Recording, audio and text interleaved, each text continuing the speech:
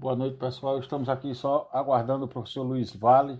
Vamos falar sobre as novas tecnologias. Boa noite, doutora Fabiana. Espero que esteja tudo bem por aí.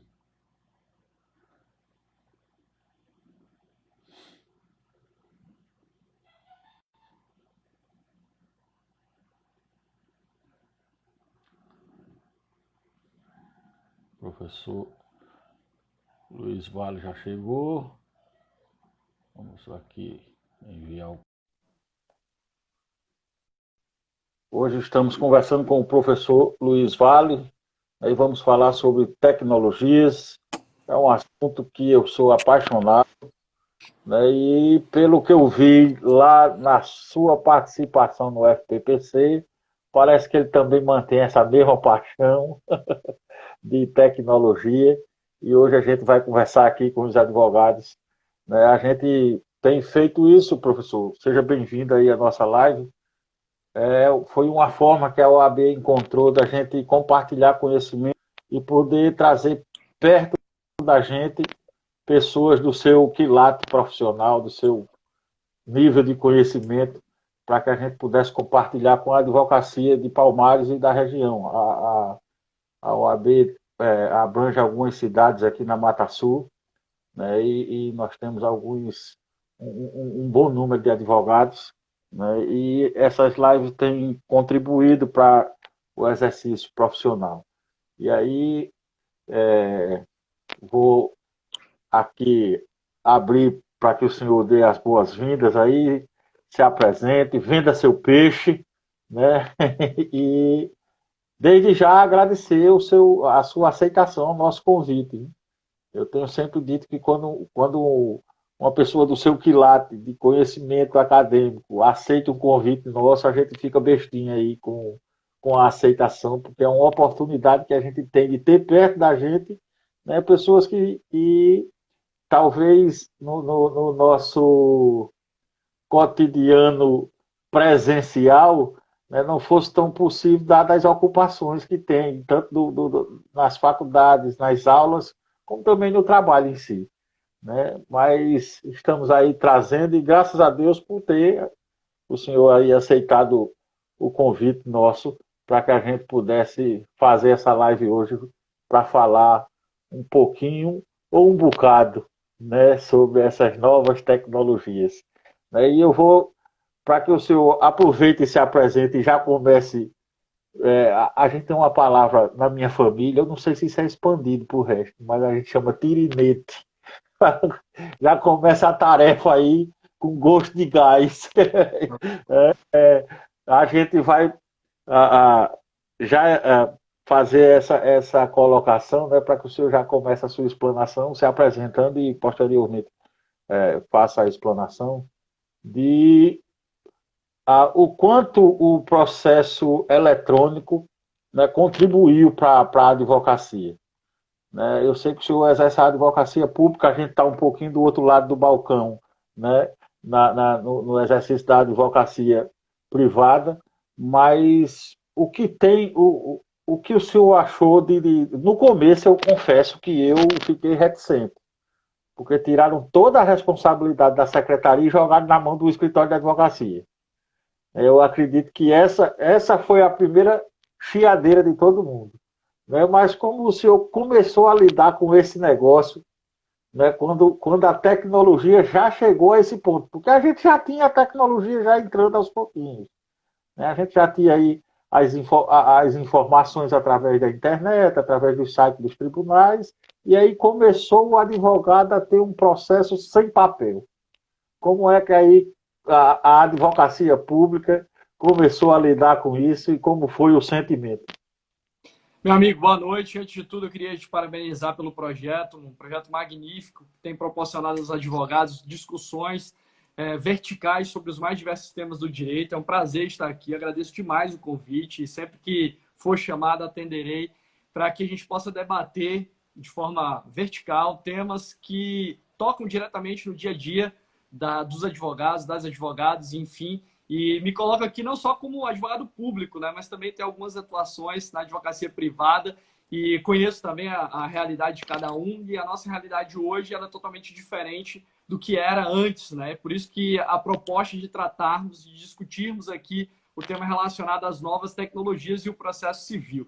E você já trouxe um questionamento, uma pergunta interessante sobre o processo eletrônico, a sua realidade, a forma de adaptação dos advogados. Eu quero iniciar a minha fala dizendo o seguinte, que tudo que a gente vai discutir agora, neste momento, é presente, não é futuro. Sempre quando eu vou falar de novas tecnologias, as pessoas elas estranham um pouco alguns dos conceitos e algumas das discussões que a gente vai trazer para o momento, mas já são discussões atuais, importantes, e que o advogado precisa se inteirar necessariamente para que ele possa atuar de maneira adequada no seu dia a dia.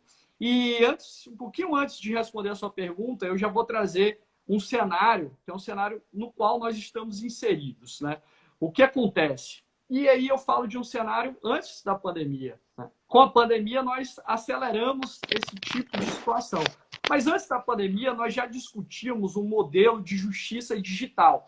E a ideia de justiça digital, ela passa necessariamente por uma readaptação de um modelo de justiça à luz das novas tecnologias. E veja que não se trata aqui de desligar o botão do offline e ligar o botão do online no processo eletrônico, enfim, e trazer todo o arcabouço de atos e de procedimentos que nós realizávamos no mundo offline para o mundo online.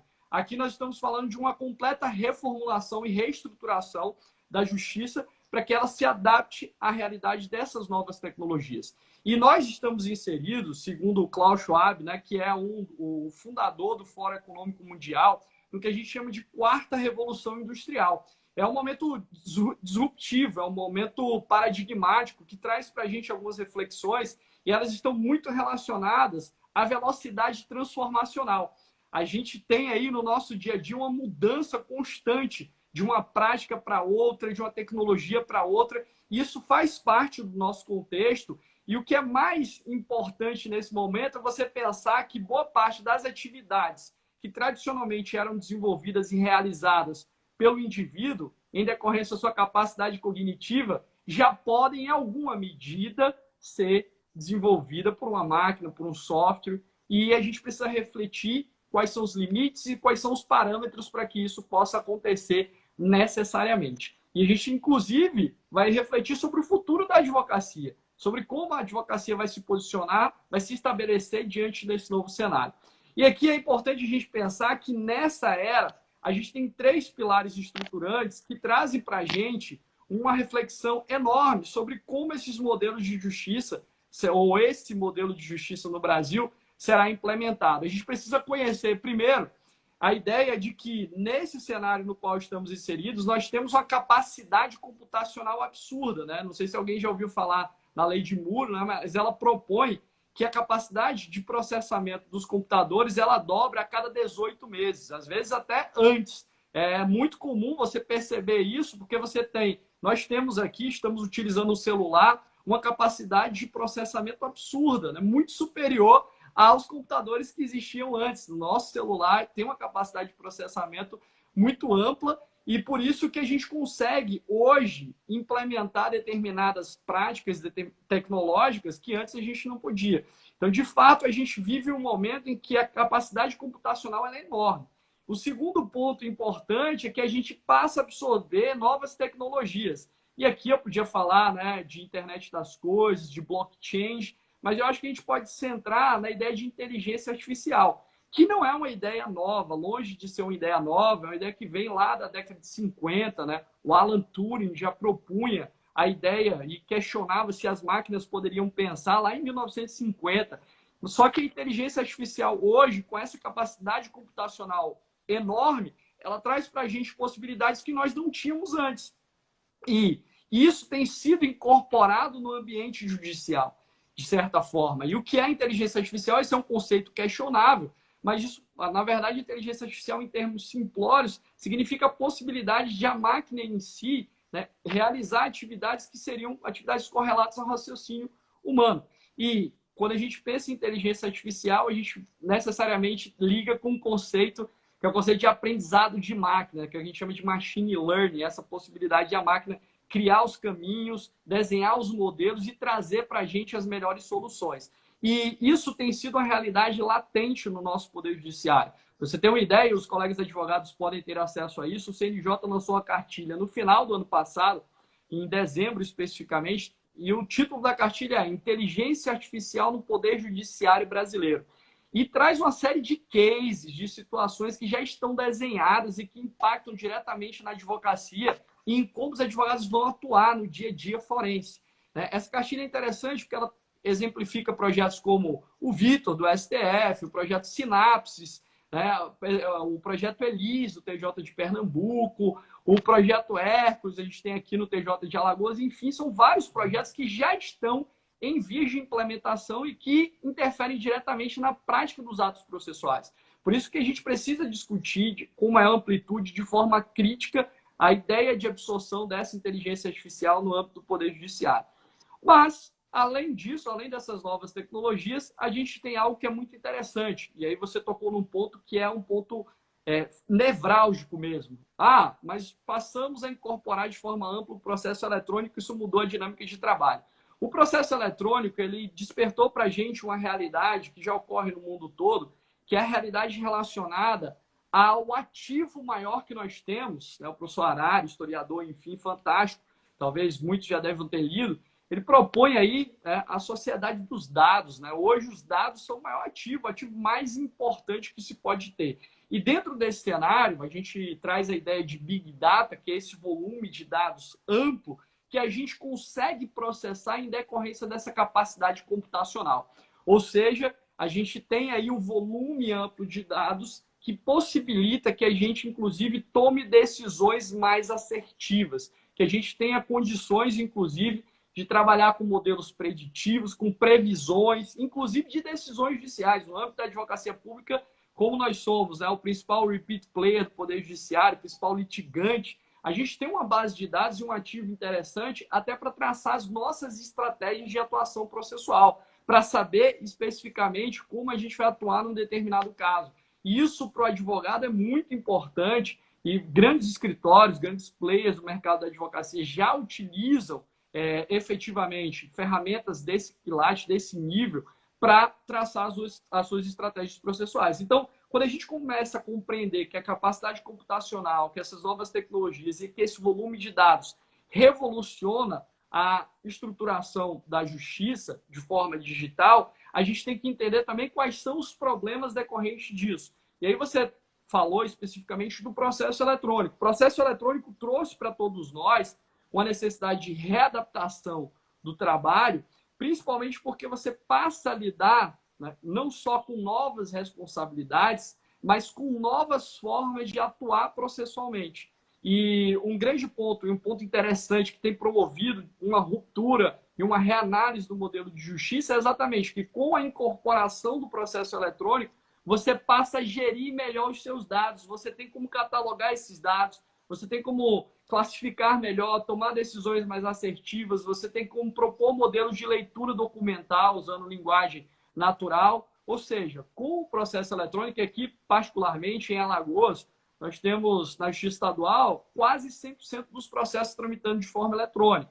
E a gente sabe que essa não é a realidade do país como um todo. Nosso país é muito plural. E lógico que a gente vai falar da violação das eventuais garantias processuais constitucionais que decorrem da utilização de certos modelos computacionais. Mas, em falando especificamente do processo eletrônico, ele exigiu, sim, uma necessidade de readaptação da nossa metodologia de trabalho, e você falava especificamente dos problemas que temos, e esses problemas são das mais variadas ordens, até porque, além de nós termos a responsabilidade quanto à estruturação física, inclusive, ter um hardware adequado, ter uma estrutura de internet, ainda nós convivemos diuturnamente com problemas operacionais. Os advogados estão acostumados hoje a ter que lidar com vários sistemas diferenciados, o que gera uma dificuldade para peticionamento, gera uma dificuldade até para um acréscimo na curva de conhecimento em relação àquele sistema. E esse é um grande problema que até o próprio Código de Processo Civil já traz, de certa forma,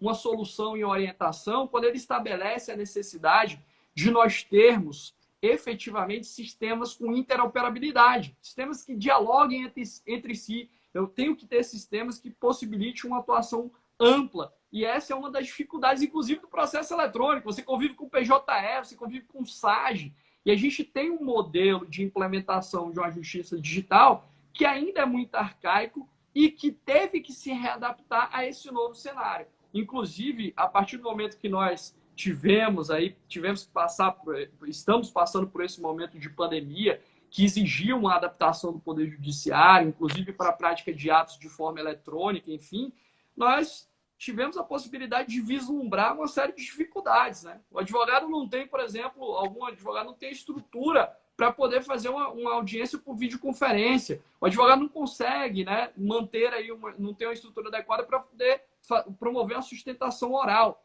Efetivamente, a gente precisa pensar como esse regime de transição, de implementação do que o professor Richard Susskind chama de cortes online, esse modelo de implementação de cortes online, ele tem que ser estruturado no Brasil para que a gente tenha efetivamente esse respeito às garantias processuais. Até pouco tempo, e ainda vivenciamos problemas no âmbito do processo eletrônico contra a publicidade. Nós tivemos que ter mudança legislativa para poder, efetivamente, o advogado ter uma garantia consolidada, que está, inclusive, na Lei 8906, no Estatuto da OAB, de acesso aos autos.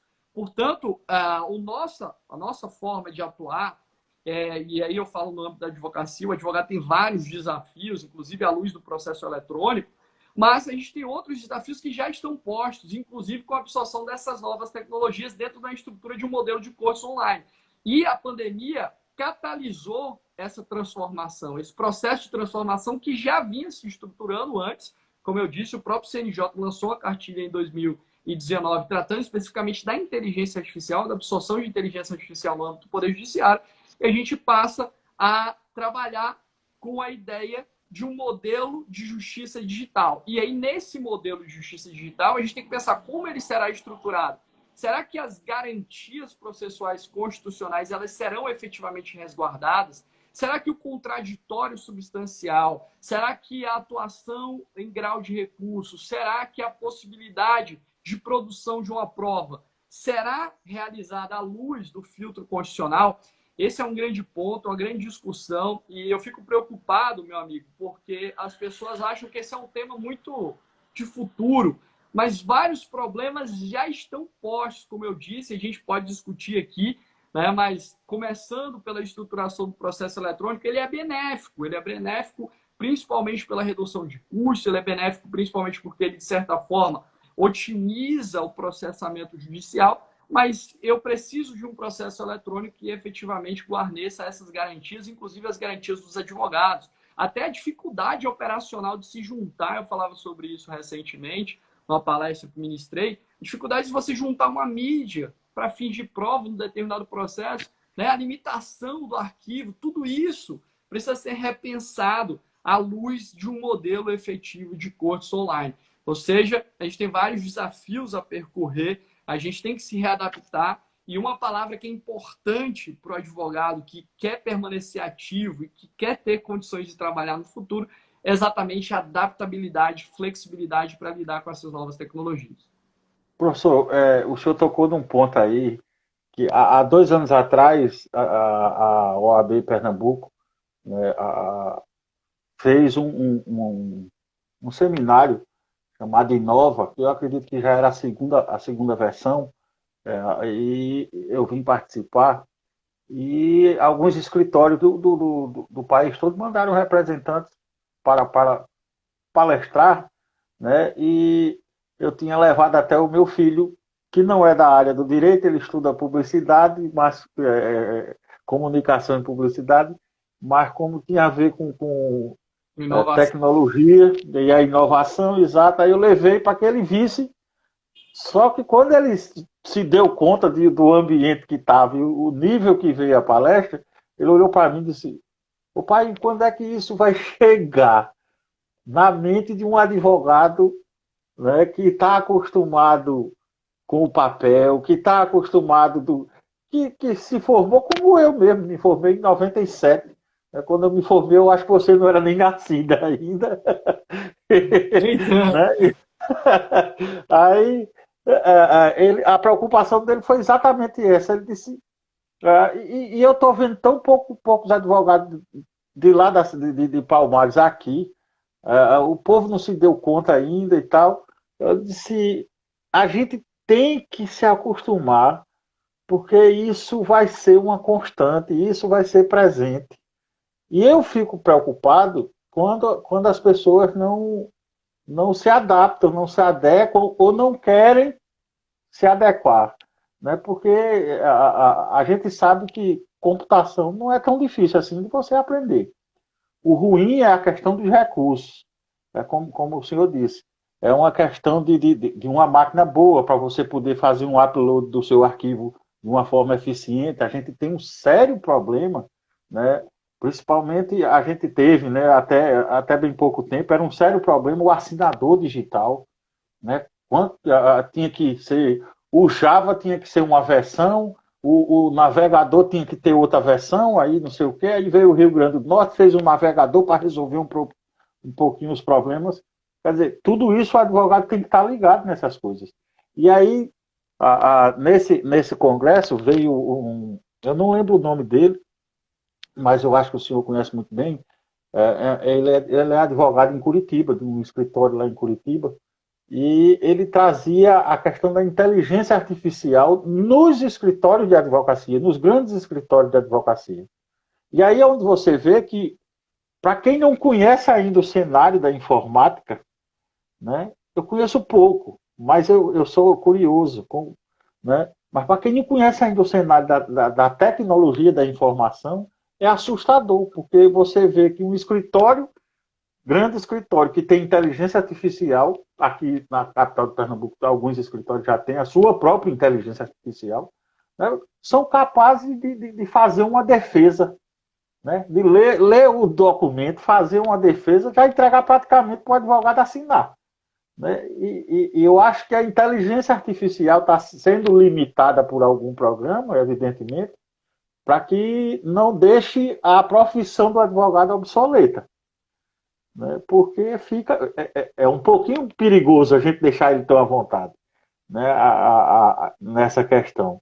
E aí, como é que o senhor tem visto essa questão da inteligência artificial nos escritórios? Nos tribunais, a gente já sabe que já vem, né, se adequando. Pernambuco, salvo engano, já vai entrar, ou já entrou, na questão dos despachos, né, de juízes, alguns despachos já serem, esses despachos mais automáticos, já serem feitos pela inteligência artificial para desocupar um pouquinho. Mas como tem visto essa temática da inteligência artificial nos escritórios de advocacia? Mas vamos lá, primeiro ponto interessante é a gente diferenciar o que é inteligência artificial forte de inteligência artificial fraca, né? A inteligência artificial forte traz a ideia de singularidade, de uma máquina que seria capaz de pensar de forma geral e ampla. Isso a gente vai demorar um bom tempo ainda para conseguir. Mas a gente tem inteligência artificial fraca, que é a inteligência artificial específica, direcionada a determinados setores.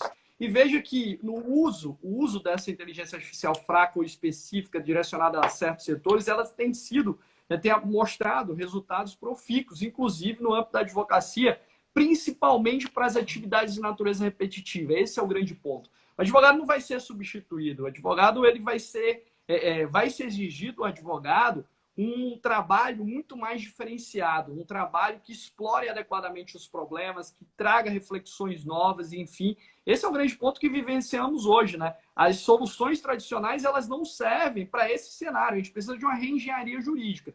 E dentro de um cenário de incorporação de novas tecnologias, o advogado tem que pensar muito distante da caixa. Esse é o grande ponto. E a gente tem já várias soluções espalhadas no mundo todo, eu vou falar sobre algumas no Brasil e no mundo, que já possibilitam a atuação do advogado muito mais profícua, muito mais eficiente e, de certa forma, assertiva.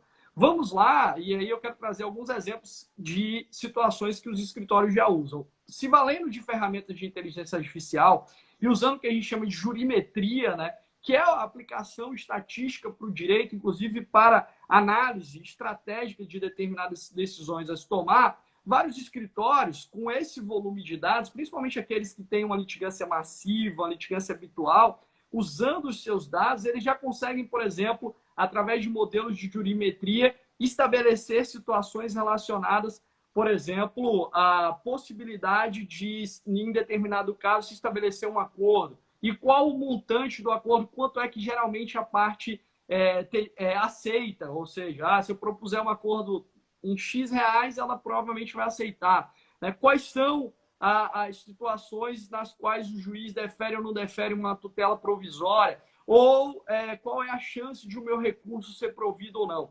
Essa utilização de modelos preditivos, ela já vem sendo, né, utilizada no âmbito da advocacia pública e privada. A AGU tem modelos interessantes sobre isso, e isso permite que a litigância ela seja mais estratégica, principalmente nesses processos, são processos repetitivos, enfim, nessas atuações mais de massa.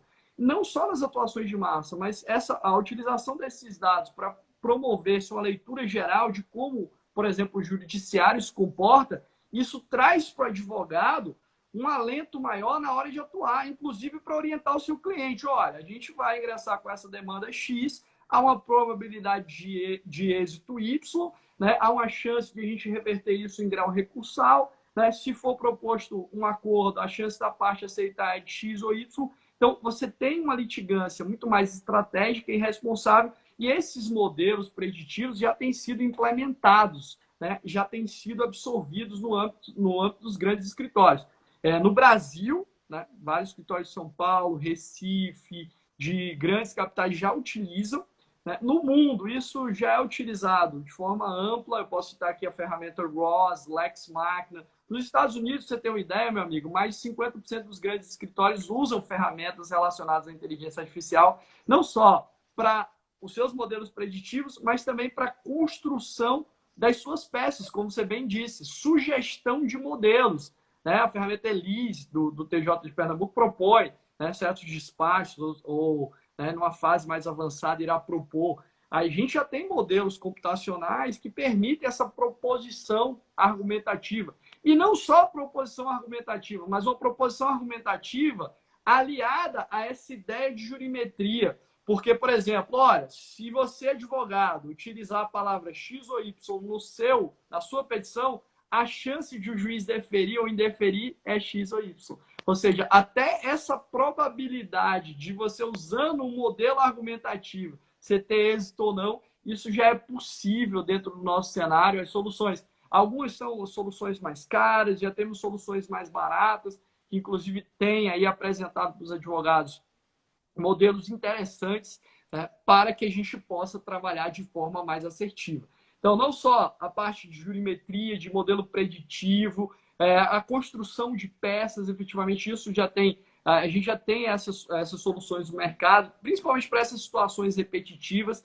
Tem um ponto que é interessante também, que é a gente hoje, dentro do modelo estabelecido pelo Código de Processo Civil, pelo menos pela consolidação que ele trouxe, a gente tem uma estrutura de padrões decisórios vinculantes. O tema dos precedentes me é muito caro, já escrevi sobre isso, tem um livro publicado sobre precedentes vinculantes no processo civil brasileiro, e acabei de escrever um artigo analisando o sistema de precedentes à luz dessas novas tecnologias, porque nós teremos aí a possibilidade, inclusive, né, diante de um banco de dados de precedentes obrigatórios, fazer a leitura adequada da nossa situação enquanto advogado para a propositura de certa demanda, inclusive para não estimular uma demanda irresponsável, uma litigância irresponsável, para que a gente possa, através da leitura desse banco de dados, racionalizar a nossa atuação. Ou seja, isso traz, de certa forma, mais segurança para o advogado diante de certas circunstâncias.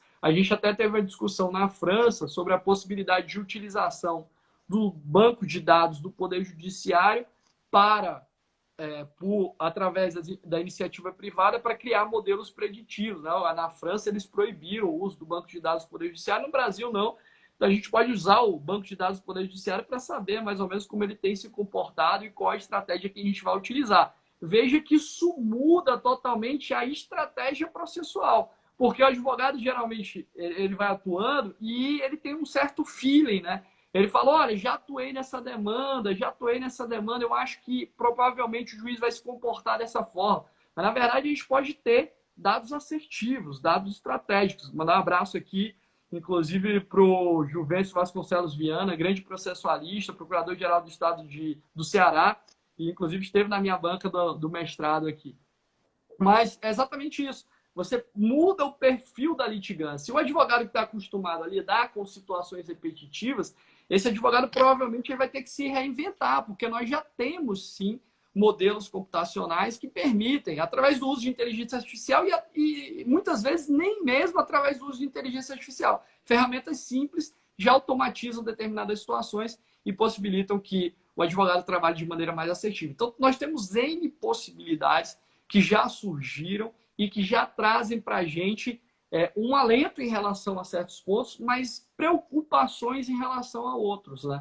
Porque veja que quando você passa a pensar dessa forma, você aumenta, por exemplo, já escrevi sobre isso, tem até artigo no Jota, quem pesquisar lá vai achar, um abismo entre um litigante eventual e um litigante habitual. Por quê? Porque o litigante habitual ele tem um ativo muito grande, que são os dados, ele consegue ter uma atuação muito mais estratégica e provavelmente vai ter um retorno maior. Como é que a gente vai garantir a efetiva observância da isonomia processual e da paridade de armas entre os litigantes se a gente tem esse desnível tão grande? Se você tem... A gente já discutia há muito tempo no processo essa diferença de atuação entre litigante habitual e eventual, principalmente em face do poderio econômico, mas com base nas novas tecnologias, esse abismo aumenta sobremaneira. Porque a gente passa a ter alguém que tem uma tecnologia que promove uma demanda mais estratégica e direcionada do que uma pessoa que eventualmente litiga num processo ou outro. A gente veja que o litigante habitual tem muito mais chance de obter êxito se ele usar determinadas ferramentas. Ou seja, a gente passa a ter uma rediscussão também das normas fundamentais processuais, da isonomia, do devido processo legal. Eu até chamo, né?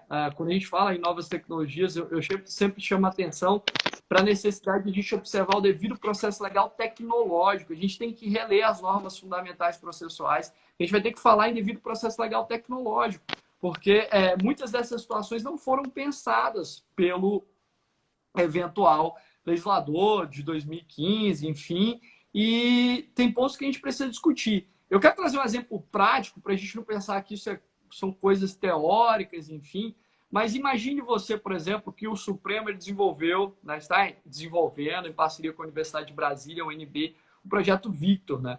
O Projeto Victor é um projeto interessante que, numa fase inicial, se propõe a vincular recursos extraordinários à tese de repercussão geral. E, de certa forma, você automatiza um trabalho que era realizado por um servidor, que durava, em média, 44 minutos, você passa a ter um trabalho que é realizado por uma máquina, aí em algo em torno de 5 segundos, né? Essa vinculação.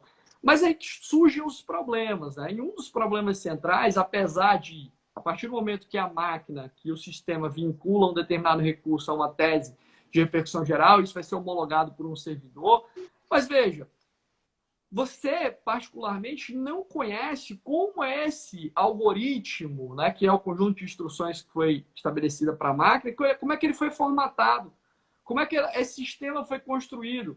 Porque quais foram os parâmetros estabelecidos para dizer, meu amigo, que o seu recurso é vinculado àquela tese? Você pode não concordar, olha, você pode trazer a ideia de um distinguish, de uma diferenciação. Não, não tem nada, no meu caso não tem nada a ver com essa tese de repercussão geral. E essa vinculação foi realizada por uma máquina, por um sistema que usa inteligência artificial, inclusive com processamento de linguagem natural, que é a leitura pela máquina dos documentos, da escrita humana, e você não conhece como isso foi estruturado, você não conhece quais foram os parâmetros, que a gente chama, em termos gerais, de forma simples, você tem um input, que são as informações que são dadas para a máquina, ela é processada através de um algoritmo e você chega no resultado. Mas veja que você tem que estabelecer esses parâmetros. E esses parâmetros, para você, podem ser parâmetros questionáveis. Então, a gente tem que ter uma construção desse algoritmo de forma mais aberta, cooperativa. A OAB foi chamada para participar, para discutir, para saber como esse modelo ia ser formatado. Não, a gente não tem comparticipação. E aí, por isso que eu falo de uma releitura das normas fundamentais processuais. A gente tem que ter uma participação ampla. A OAB, o Ministério Público, a Defensoria foi chamado a discutir, e aí se você levanta a mão e fala, olha, o meu recurso não tem, eu quero promover um distinguish, mas como você vai fazer isso se esse processamento foi automatizado e você não conhece esses padrões? Veja que isso já acontece. No âmbito do STJ, a gente já tem ferramentas também sofisticadas que já vão promover essa, de certa forma, admissibilidade ou não automática do seu recurso especial. Como você hoje tem encarado isso? Porque pode ser que o seu RE, que o seu recurso extraordinário, já tenha sido processado dessa forma e você não, nem sabe, né? E o Supremo nem indica quando é que ele usa o Vitor, para você ter uma ideia. Veja que a gente tem vários problemas para discutir que passam por essa transparência do algoritmo, que passam pela reformulação e redesenho da aplicação dos precedentes judiciais, porque eu tenho sérias dúvidas se a gente já discutiu isso antes. Eu não posso aplicar precedente judicial de forma automatizada, de forma acrítica. Eu não posso levar em consideração que eu vou aplicar o precedente promovendo uma instrução simplória, reducionista através do algoritmo. A aplicação de precedente judicial envolve uma análise muito aprofundada do que é ratio decidendi, quais são as circunstâncias fáticas. Veja que esses problemas eles têm que ser discutidos. A gente tem passado ao largo disso enquanto a gente deixa de discutir o seu recurso extraordinário, amigo. Ele está sendo processado por uma ferramenta de inteligência artificial e você nem consegue, muitas vezes, promover a distinção adequada. O seu processo está lá suspenso, mas o seu processo não tem nenhuma correlação com a tese de repercussão geral que eventualmente foi ali reconhecida. Você teve algum problema no som aí? Oi? Tá me ouvindo? Teve algum problema no som. Tá me ouvindo agora? Consegue me ouvir? Ficou mudo aí. Consegue me ouvir? Acho que é daí, que aqui tá tudo normal. Eu consigo te ouvir. Você não consegue me ouvir, não? Não. Não? Eu não estou ouvindo, não. O Arthur tá falando. O Arthur consegue me ouvir? O Arthur disse que consegue me ouvir. Todo mundo está ouvindo? Eles estão me ouvindo. Estão me ouvindo. Puxa, pois aqui eu não estou ouvindo. Deixa eu ver aqui. Talvez seja sua conexão. Não é não. Eu acho que é da internet. Alguma... né? O Dimitri está me ouvindo. Meu celular aqui deu algum tilt. Mas pode continuar aí. Eu só não consegui ouvir. Está ouvindo os dois. Então tá ótimo. Até meu pai está na live. Não sei o que foi que houve aqui. Vamos lá, então. Eu vou continuar. Quer que eu saia e entre de novo? Ou posso seguir? Acho que eu vou seguir, né, pessoal? Vou continuar aqui e a gente... O Daniel tá falando aí que tá perfeito. Não sei o que foi que houve aqui. Vamos lá, então. Pode ir. Você tá me ouvindo agora, né? Quer que eu saia e entre de novo? Ou posso seguir? Pode seguir, que eu estou ouvindo pelo notebook aqui. Pode ir. Acho que eu vou seguir, né? Foi algum problema aqui no celular, mas o notebook está tocando. Daniel tá falando aí que não sei o que foi que houve aqui. Mas vamos lá, pessoal. Agora eu acho que tá me ouvindo, né? Quer que eu saia e entre de novo? Pronto. Não seguir. Nem precisa. Eu estou ouvindo pelo notebook aqui. Acho que eu vou seguir, né? Foi algum problema aqui no celular, mas o notebook está tocando. O fone. Daniel tá falando aí que Pronto. Pelo notebook eu escuto normalmente. Pode fazer. Ótimo. Perfeito. Então, amigos, eu estava falando exatamente dessa problemática, né? Enquanto você está pensando que é algo muito de futuro, o seu recurso extraordinário já está sendo processado por uma ferramenta de inteligência artificial e você nem conhece, talvez, esses parâmetros. Ou seja, há uma mudança substancial na forma de litigância, né? No modelo de litigância que a gente precisa se adaptar à luz dessas novas tecnologias. Esse é um ponto que precisa ser pensado, precisa ser refletido. Existem inúmeras outras situações aqui que eu posso listar para vocês.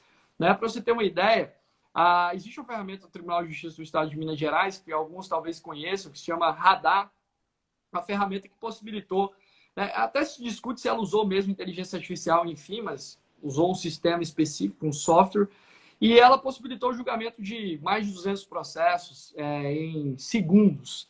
E questionou-se esse modelo de julgamento, a utilização, inclusive, desse modelo padrão de decisão, até fazendo uma leitura constitucional, será que essa fundamentação seria adequada, enfim.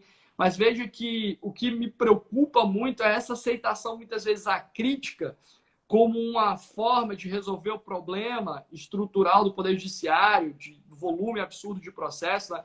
Até o professor Richard Susskind, ele palestrou há basicamente um mês para a Universidade de Harvard, e ele tratou especificamente do Brasil, do nosso backlog de processo, dos milhões de processos que a gente tem nas prateleiras e as soluções que a gente tem que trazer até dentro de um modelo de cortes online. Mas a gente precisa pensar em como isso será aplicado, porque essas reproduções mecanicistas, deixando de lado algumas garantias processuais constitucionais, elas precisam ser discutidas.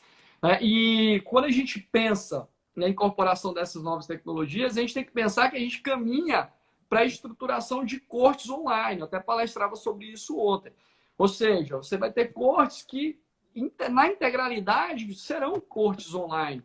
Como já acontece em outros países do mundo, lógico que para processos de menor complexidade. Posso citar aqui o Canadá, lá na província de British Columbia. A gente já tem uma corte 100% online, né, que tramita para discutir processos que vão até $5.000 ou processos que envolvam demandas condominiais. E foi um case tão de sucesso que em 2018 eles ampliaram a atuação da corte online para processos envolvendo acidentes de veículos de até $50.000. Ou seja, a gente caminha para um projeto de implantação de uma justiça efetivamente digital. Mas aí, isso foi acelerado pela pandemia. E aí, eu cito não só o exemplo do Canadá, mas tem o exemplo da China, tem o exemplo da Singapura, tem o exemplo do Reino Unido, tem várias situações que hoje, para processos envolvendo acidentes de veículos de até $50.000. Para a gente, ou seja, a gente a ideia de que a gente precisa pensar em como a gente vai estruturar esse modelo. Eu quero lembrar aos colegas advogados o seguinte: 2 problemas que já surgiram com a situação ocasionada pela pandemia. Primeiro problema, ele está relacionado diretamente e especificamente às audiências, às sessões por videoconferência. Aqui eu quero falar das sustentações orais. Vejam que, por exemplo, o Supremo Tribunal Federal ele alterou o seu regimento interno através da emenda regimental número 53 para prever, né, para ampliar as hipóteses de sustentação oral por videoconferência, que o CPC já traz no artigo 937 e trazia a previsão de sustentação oral por videoconferência quando o advogado estivesse em outro estado, por exemplo, mas o Supremo ampliou em face do isolamento social, enfim. Mas o Supremo previu lá que o advogado tem que enviar a sua sustentação oral com 48 horas de antecedência. Veja, ainda que se diga que o ministro precisa lá apertar o botão quando a sessão iniciar para ouvir a sustentação oral, qual a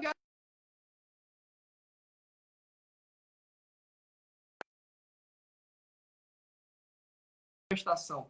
É provável, muito provável, que a sustentação oral não tenha sido levada em consideração de maneira adequada no julgamento do plenário virtual.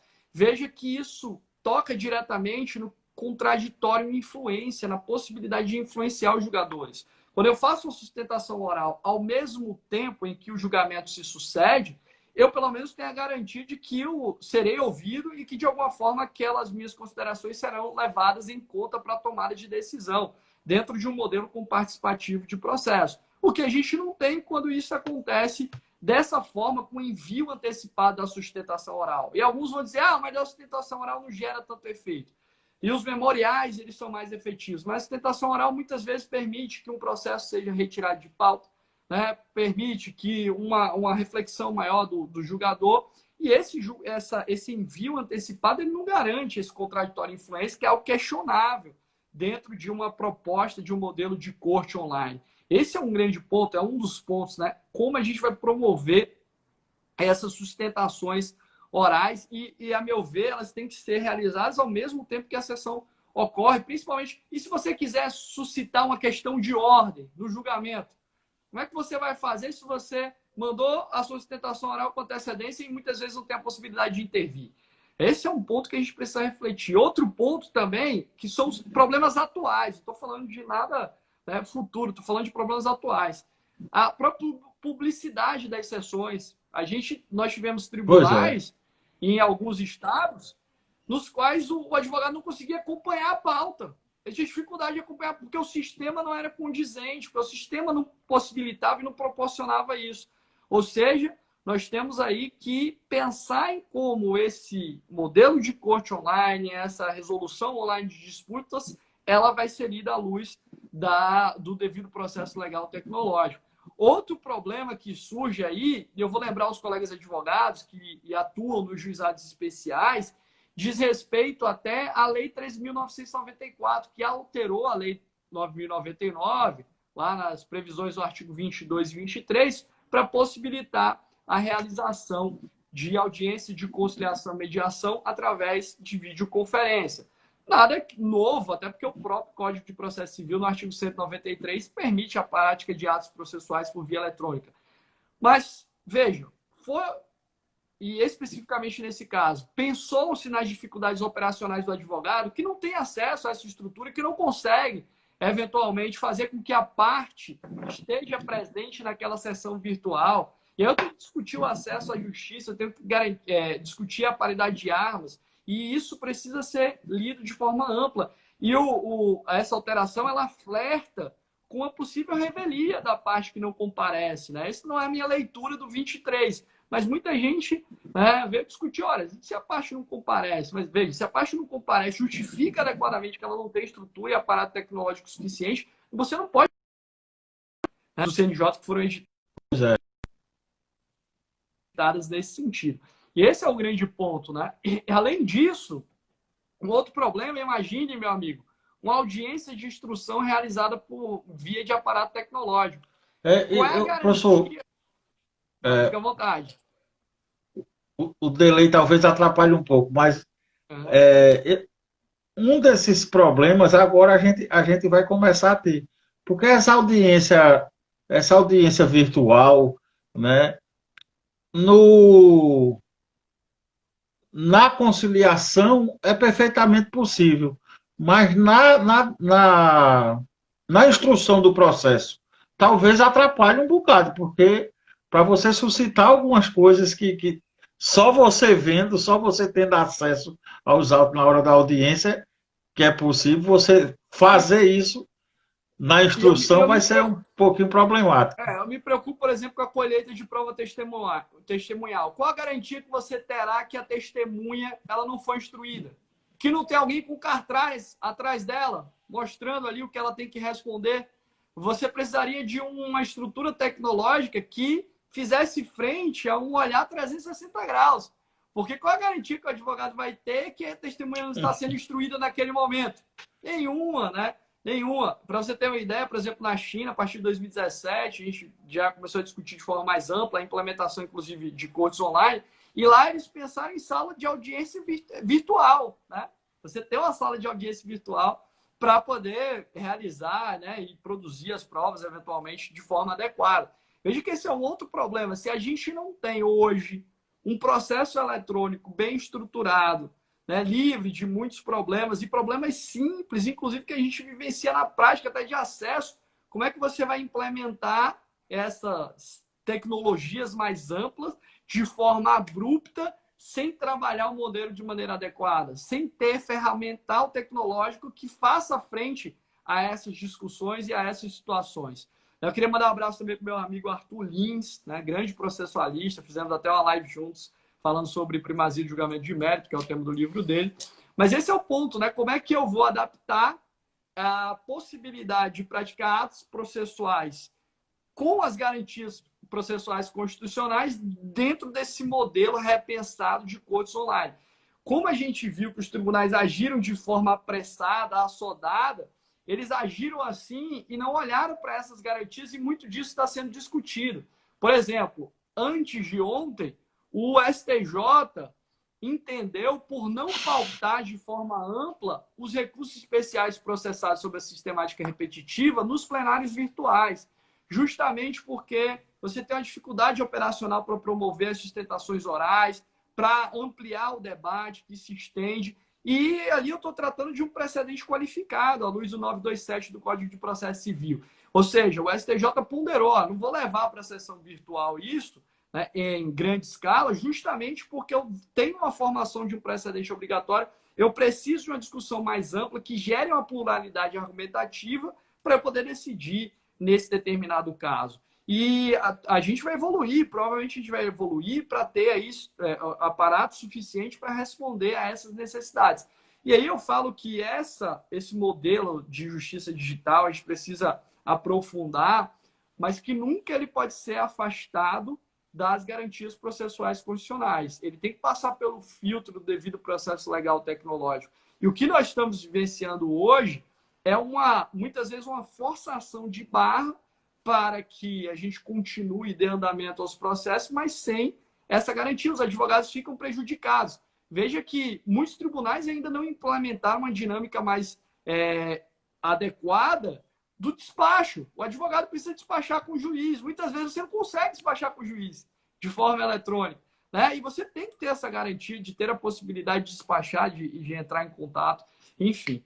E um outro ponto, eu sei que a gente já está caminhando para o final, é que a gente hoje tem um modelo, né, tem proposto um modelo de desjudicialização, justamente para trazer uma solução para esse problema amplo, né, esse volume absurdo de processos que a gente tem no âmbito do Poder Judiciário. Então, trabalhar com outras vias, né, a gente não fala mais em Alternative Dispute Resolutions, né, de meios alternativos de resolução de conflitos, a gente fala em meios adequados de resolução de conflitos. Porque muitas vezes a utilização da mediação, da conciliação, da arbitragem é muito mais efetiva para a resolução do caso do que, né, a própria via heterocompositiva judicial. Então, a gente precisa implementar em maior escala o que prevê o próprio artigo 3º, né, do Código de Processo Civil, que estimula, que promove a utilização desses outros meios.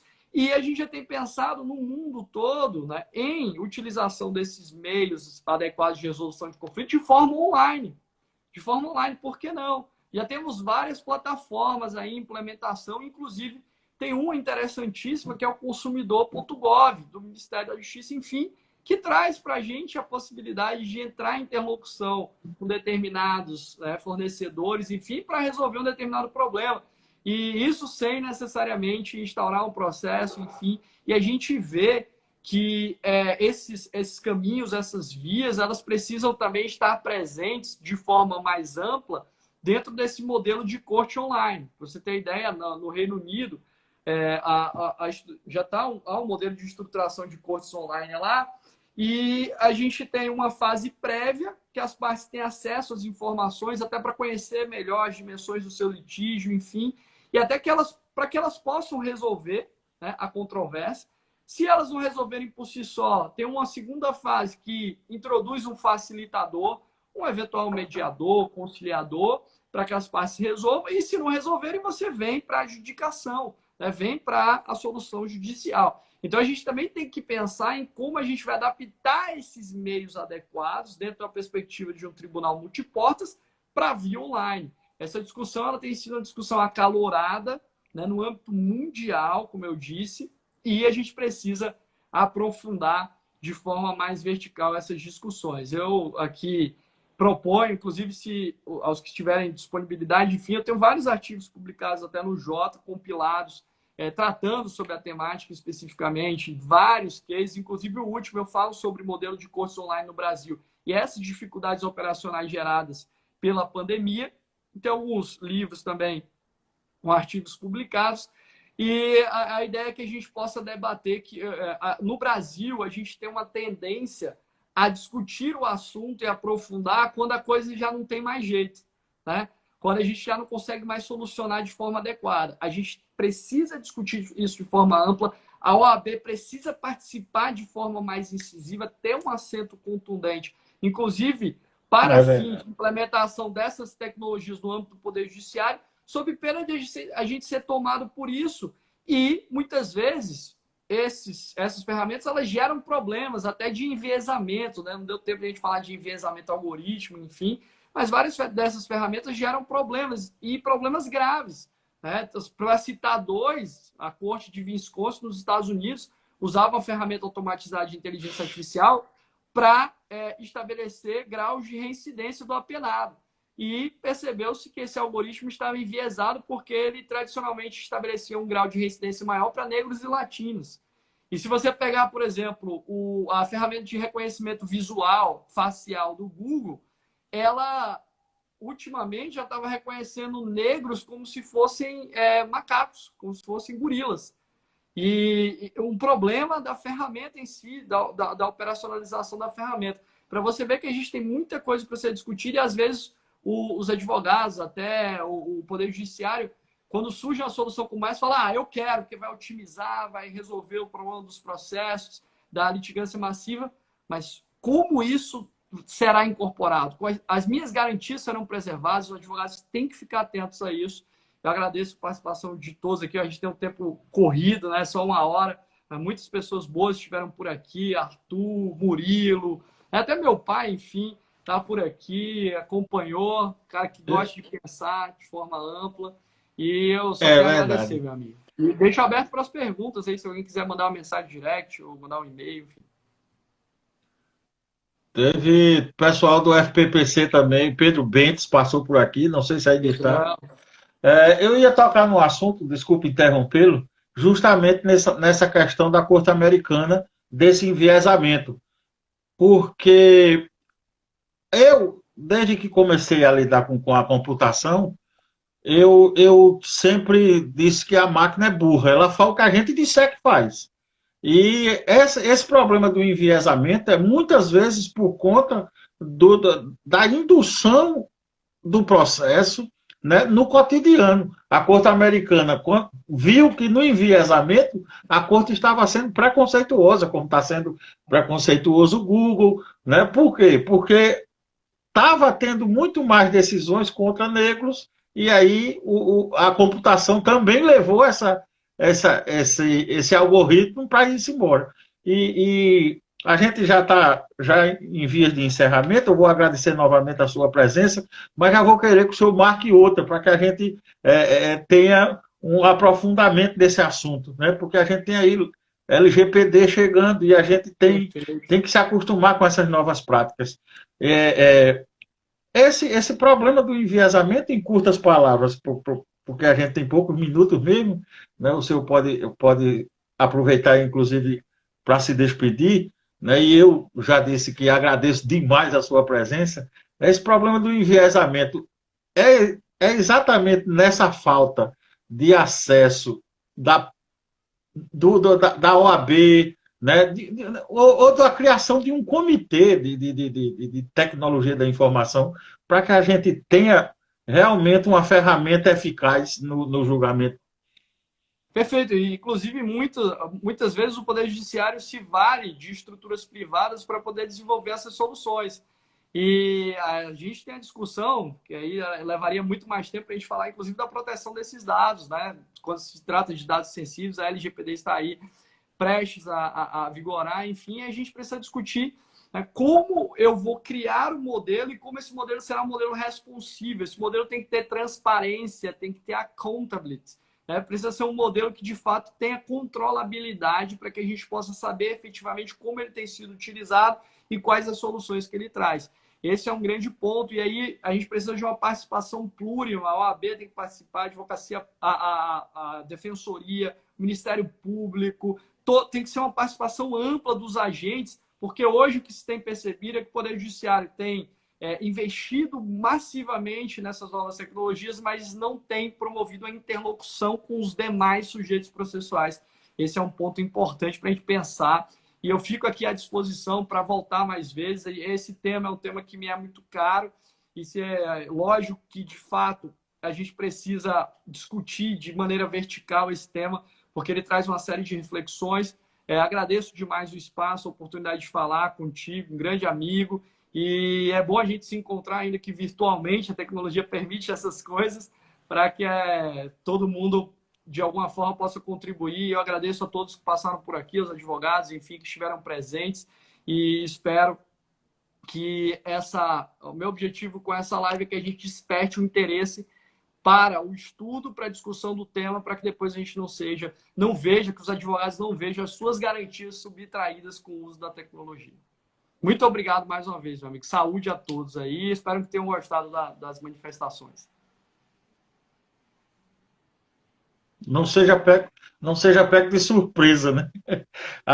Professor, novamente eu vou agradecer. A gente está encerrando agora. Eu vou pedir uma permissão para publicar isso no meu YouTube, no meu canal do YouTube, essa live de hoje, e disponibilizar, né, para a posteridade aí, para outros acessos, para quem não teve a oportunidade de vê-lo hoje. E desde já convidá-lo para uma próxima, né? Temos aí 10 segundos ainda aqui o Instagram nos dando, né? Convidá-lo para uma próxima. Até mais. Foi um prazer imenso.